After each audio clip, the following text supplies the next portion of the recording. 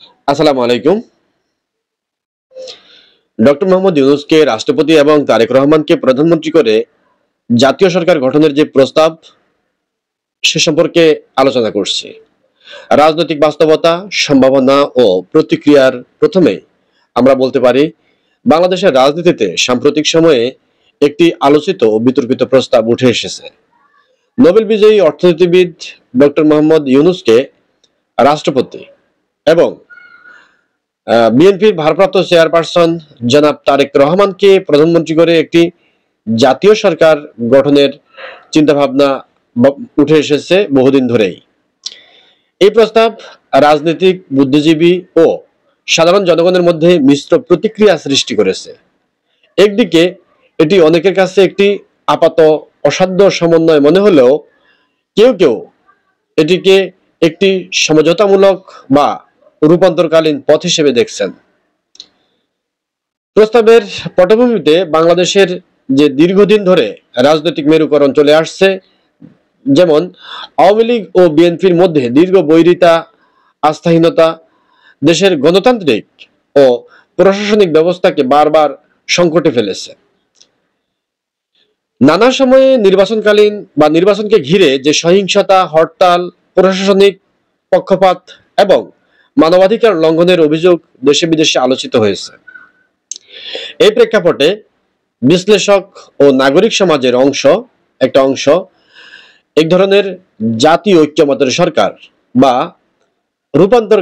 রূপান্তরকালীন সরকার গঠনের কথা বলে আসছেন, যেখানে রাজনীতির বাইরে থেকে গ্রহণযোগ্য কাউকে রাষ্ট্রপতি হিসেবে এনে রাজনৈতিক নেতাদের মধ্যে একটি সমঝোতার মাধ্যমে সংকট উত্তরণ সম্ভব হতে পারে বলে অনেকের বিশ্বাস।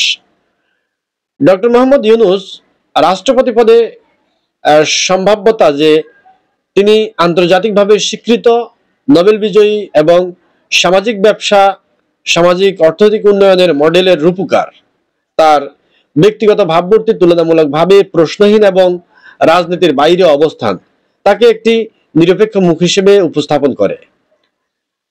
রাজনৈতিক মেরুকরণ এড়াতে একজন নিরপেক্ষ রাষ্ট্রপতির প্রয়োজন। আন্তর্জাতিক মহলে তার গ্রহণযোগ্যতা, দুর্নীতিমুক্ত ও পেশাদার ভাবমূর্তি এগুলো তাকে অবশ্যই রাষ্ট্রপতি পদে পদায়নের যোগ্য দাবিদার হিসেবে উত্থাপন করে। অপরদিকে তারেক রহমানকে প্রধানমন্ত্রী পদে প্রস্তাব এজন্য যে তারেক রহমান বিএনপির প্রধান নেতাদের একজন এবং তিনি সর্বোচ্চ প্রজ্ঞা ও তার যে রাজনৈতিক দূরদর্শিতা এবং দেশ উন্নয়নের যে সুপরিকল্পনা সেটির জন্য তিনি অনন্য। এজন্যই তিনি অবশ্যই বর্তমান সময়ে বাংলাদেশের প্রধানমন্ত্রী হওয়ার একক দাবিদার বলে নাগরিক সমাজ মনে করে। বিএনপির প্রতিনিধি হিসেবে তারেক রহমান ছাড়া বিকল্প নেতৃত্ব নেই বলেই দলের অনেকের বিশ্বাস। জাতীয় সরকারের আওতায় তিনি সমঝোতার ভিত্তিতে ক্ষমতায় আসতে পারেন। তো জাতীয় সরকার গঠনের যে রাজনৈতিক ও সাংবিধানিক চ্যালেঞ্জ, বাংলাদেশের সংবিধানে জাতীয় সরকার নামক কোনো ব্যবস্থা নেই। সংবিধান অনুযায়ী নির্বাচিত সংখ্যাগরিষ্ঠ দলের নেতা প্রধানমন্ত্রী হবেন এবং রাষ্ট্রপতি প্রতীকীভাবে রাষ্ট্রপ্রধানের দায়িত্ব পালন করবেন। জাতীয় সরকার গঠনের জন্য সাংবিধানিক সংশোধনের প্রয়োজন অবশ্যই পড়বে। এই প্রস্তাব বাস্তবায়ন করতে হলে রাজনৈতিক দলগুলোর মধ্যে একটি ব্যাপক সমঝোতা এবং জনগণের স্পষ্ট সমর্থন দরকার হবে। বর্তমান জনমত ও প্রতিক্রিয়া, সামাজিক যোগাযোগ মাধ্যম এবং বিভিন্ন প্রিন্ট মিডিয়ার জরিপে নাগরিক সমাজে এই প্রস্তাব নিয়ে নানামুখী প্রতিক্রিয়া লক্ষ্য করা যাচ্ছে। কেউ কেউ এটিকে একটি সাহসী ও প্রয়োজনীয় ভাবনা বলে প্রশংসা করেছেন, কেউ বা এটিকে অবাস্তব ও অরাজনৈতিক ষড়যন্ত্রমূলক প্রস্তাব বলে মনে করছেন। অনেকেই মনে করছেন রাজনৈতিক সংস্কারের জন্য এটি একটি অরাজনৈতিক নেতৃত্ব প্রয়োজন, কিন্তু সেই নেতৃত্বের প্রকৃতি ও গঠন কেমন হবে তা নিয়েই বিতর্ক রয়েছে। ডক্টর ইউনূসকে রাষ্ট্রপতি এবং তারেক রহমানকে প্রধানমন্ত্রী করে জাতীয় সরকার গঠনের প্রস্তাব রাজনৈতিকভাবে অত্যন্ত সংবেদনশীল, জটিল এবং বাস্তবায়ন সাপেক্ষ। এটি বাস্তবায়নের ক্ষেত্রে নানা বাধা রয়েছে। সংবিধান, আইন, রাজনৈতিক ঐক্য এবং আন্তর্জাতিক চাপ সহ নানা দিক থেকে এটির অবশ্যই একটা জটিলতা তৈরি করবে।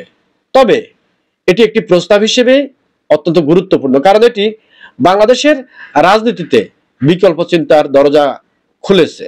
ভবিষ্যতের রাজনীতিতে সংকট নিরসনে এবং বিভিন্ন সমস্যা নিরসনের জন্য এ ধরনের উদ্ভাবনী ধারণা আলোচনার ক্ষেত্র তৈরি করতে পারে, যদিও বাস্তবায়নের পথ কঠিন এবং অনিশ্চিত। তো আমরা আশা করব যে দেশে জাতীয় সরকার গঠন হোক বা না হোক, বাংলাদেশের জনগণ এটি মনে করে যে ক্ষমতার সাথে আর বিএনপির সাথে বর্তমান পার্থক্য শুধু নির্বাচন। সেটি জাতীয় ঐক্যমতের ভিত্তিতে হোক আর নির্বাচনের মাধ্যমে হোক, যেভাবেই হোক, পরবর্তী ক্ষমতায় জনাব তারেক রহমান আসতেছেন। শহীদ প্রেসিডেন্ট জিয়াউর রহমানের প্রতিষ্ঠিত দল বিএনপি পরবর্তী দেশ শাসনের লিডিং দেবেন। তো এমত অবস্থায় জনাব তারেক রহমান তার দলীয় নেতাকর্মী নির্বাচনের, জাতীয় নেতাকর্মীর পদ পদায়নে অনেক বেশি সংবেদনশীল, আরো বেশি সতর্ক, সৎ, যোগ্য লোকের মাধ্যমে যদি তিনি তার দলকে পুনর্গঠন করে রাষ্ট্র পরিচালনার কাজে নিয়োজিত করেন, তাহলে বিএনপি তার ভবিষ্যৎ সুনাম অক্ষুণ্ণ রেখে সামনে প্রবাহিত হবে। আর যদি তিনি সেখানে ভুল ব্যক্তিদের মাধ্যমে, চাঁদাবাজ, বখাটে নেতা, এদের মাধ্যমে দল পরিচালনা করে দেশ পরিচালনা করতে চান, তাহলে তা ভবিষ্যৎ পূর্বের ফ্যাসিস্টদের মতো হতে সময় লাগবে না। কারণ বাংলাদেশের জনগণ দেখিয়ে দিয়েছে 52, 71, 69 এরশাদ বিরোধী আন্দোলন এবং সর্বশেষ 24-এ স্বৈরাচার পতনের যে আন্দোলন, এই আন্দোলন থেকে সবাইকেই শিক্ষা দিতে হবে পরবর্তী তিনি জনগণের ম্যান্ডেট নিয়ে চলবেন নাকি স্বৈরাচার হয়ে জনগণের মন থেকে চিরতরে উঠে যাবেন। আমি জাতীয়তাবাদ শক্তির দীর্ঘায়ু কামনা করছি এবং যেভাবেই হোক বাংলাদেশ জাতীয়তাবাদী দল ক্ষমতা আসলে সুসংগঠিতভাবে জনগণের ম্যান্ডেট নিয়ে জনগণের সন্তুষ্টির দিকে খেয়াল রেখে রাষ্ট্র এগিয়ে নেওয়ার দৃঢ় আশাবাদ ব্যক্ত করছি। আসসালামু আলাইকুম।